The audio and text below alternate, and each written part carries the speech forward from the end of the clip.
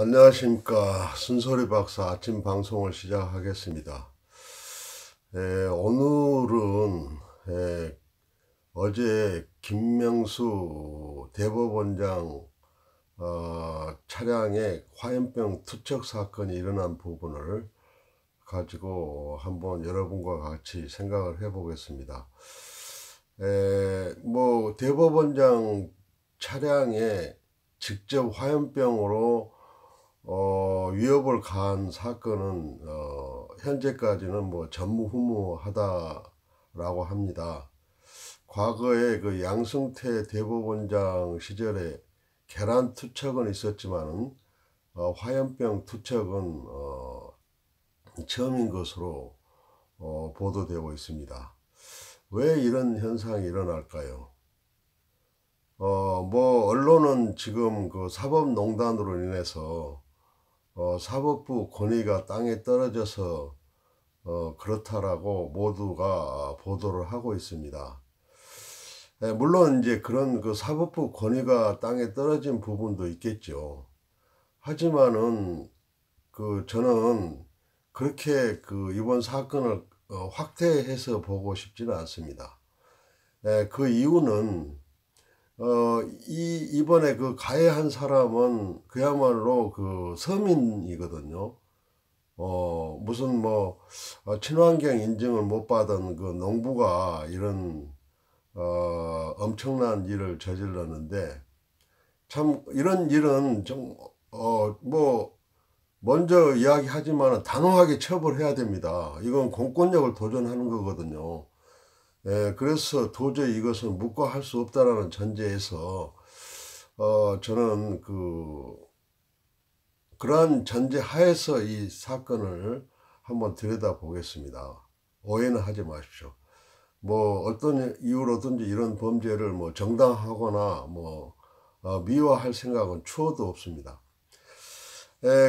그렇지만은 제가 저도 이 재판을 받아보고 고소를 당하고 소송을 당해서 재판을 받아본 사람입니다만은 이 사법부의 여러 가지 행위가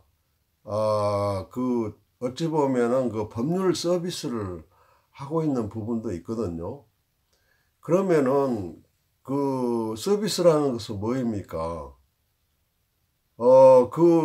법에 호소하기 위해서 찾아온 사람한테 성심껏 그야말로 정성을 다해서 서비스를 해야 그거에 타당하는 거 아닙니까? 결국 판결도 어떤 범죄 행위가 일어났을 때 법의 판단을 내려지는 것도 그 죄인한테는 다시는 그런 죄를 짓지 마라 라는 그런 사회 교정 효과, 이 부분에 대한 순기능도 엄청납니다. 죄를 내가 지었다 그러면은 그 죄 지은 데 대해서 죄값을 치른다. 그래서 그 판결에 대해서 마음 깊이 승복을 하고 어떠어떠한 죄를 지었으니까 내가 죄값을 치르겠다. 마음 깊이 승복을 하고 나야 그 판결이 사회 교정 효과가 있는 것이지, 나는 죄가 없어, 무죄야. 그런데 그런 사람에게 어떠한 형벌이 내려진다 하더라도 그 사람은 마음속에 응어리가 져 있고 결국 교정 효과는 없지 않느냐. 그래서 저는 판결의 최종 목표는 반성하고 회개하는 경지까지 나아가야 된다. 그런 점을 저는 강조하고 있는 것이죠. 그런데 이번 사건을 보면은 이 사람이 계속 억울하다고 그랬어요. 그러고 1인 시위를 계속 해왔어요. 그러면 이 사람이 정신병자가 아닌 바에는 뭔가 억울한 심정이 있었다는 거죠. 그러면 이 억울한 심정이 아니야, 당신은 이런 문제 때문에 패소할 수밖에 없어, 이것을 누군가가 설득을 시켜주고 이해시키고 그렇게 해서 그 사람이 깨끗이 재판 결과에 승복을 해서 자기 일상생활로 돌아갈 수 있도록 이렇게 만드는 그 무엇, 그 장치가 한번 생각해 볼 수가 있지 않느냐는 거죠. 언제까지 그 재판으로 인해서 그 사람은 평생 한을 품고 뭐 형벌도 이거 뭐 형사범도 아닌데 남한테 뭐 해코지 한 것도 아닌데 자기 재산상의 손해로 그렇게 이 마음의 엉어리를 안고 평생을 죽을 때까지 살아가야 되느냐. 이 부분에 대해서 사법당국이 좀 고민을 해달라는 거죠, 저는. 자, 그러면은, 자, 판결이 내려졌단 말이에요. 대법원까지 가서 판결이 내려졌다 하면은, 대법원, 이제 다시는 그 확정되어 있기 때문에 다시 뭐 재론의 여지는 없죠. 법적으로는 선고가 끝났습니다. 그러면 그 이후에 치유 과정, 이 부분을 제도적으로 장치를 마련을 해 볼 수가 있지 않느냐. 이게 지금 현재 문재인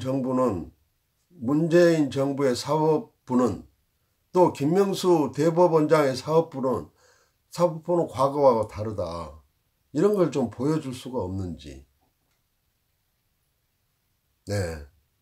이제 그런 억울한 심정을 뭐 계속 청와대나 가서 국민청원하고 뭐 이런 식으로 풀어야 되겠습니까? 그건 아니지 않습니까? 사법부에서 일어난 일은 사법부에서 해결하고 승복할 수 있도록 그런 만드는 그런 것이 있어야 된다는 거죠. 그래서 저는 뭐 그 제 생각이 맞다라고는 볼 수 없고 내가 그걸 계속 강력히 주장하는 것은 아닙니다만은 그 3심이 끝난 이후에 억울하다는 사람한테 그 자상하게 마치 그 병원에 가서 의사한테 진료를 받고 진단을 받고 당신은 이러이러한 병이 걸렸다라는 것을 이 소상하게 듣고 그 자상한 의사가 있듯이 우리 이 사법부도 그런 것을 해줄 수 있는 치유를 해줄 수 있는 그런 시스템을 한번 생각을 해보자. 그런 말씀을 드리고 싶습니다. 정말 요즘에 그 뭐 사법부 농단을 보면은 정말 기가 차죠. 어떻게 그 재판 거래라는 용어가 나오냐 이거죠. 그리고 제가 뭐 저도 억울한 일을 당했죠. 결국 대법원까지 가서 무죄로 확정됐지만은 1심에서 유죄가 나왔어요. 정말 분통이 터지더라고요. 내가 경험을 해보니까 정말 뻔한 증거가 있는데 그 단독 판사가 정말 그 오판을 하고 경찰이 그 수사를 잘못하고 검사가 기소를 잘못하고 이렇게 해서 저는 억울한 전과자가 될 뻔했어요. 제가 당했다니까요. 그런데 정말 그 하느님의 기적으로 2심의 그 재판장님이 저를 똥통에서 구해 주셨다 이겁니다. 그러면은 1심의 그 판사님은 저한테 사과를 해야죠. 그리고 그 경찰 검사님 기소했던 분 정말 그 사람이 내 사건에 대해서 알고 있는지 모르겠어요. 나는 그것도 지금 불분명해요. 그걸 자기가 처리한 사건이 정말 억울하게 전과자가 될 수가 있을 뻔했다라는, 그래서 나는 참 잘못했구나. 이런 것을 그 담당 수사관이 또 담당 검사가 그걸 알 수 있느냐. 그거의 시스템이 그렇게 되어 있느냐. 그런 게 안 돼 있다면 문무일 검찰총장님이 형제 복지원 그 피해자한테 아무리 이 검찰 수뇌부가 머리를 숙이고 경찰청장이 머리를 숙여봐야 뭐합니까?